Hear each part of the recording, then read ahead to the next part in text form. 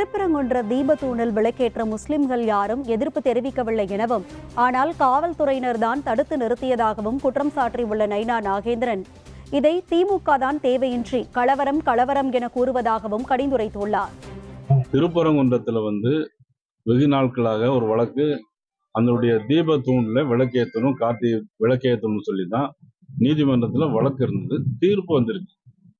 தீர்ப்பு அந்த தீபத்தூண்ல விளக்கேற்றலான்னு வந்து, இதுக்கு அருகிலே தர்கா இருக்கிறது.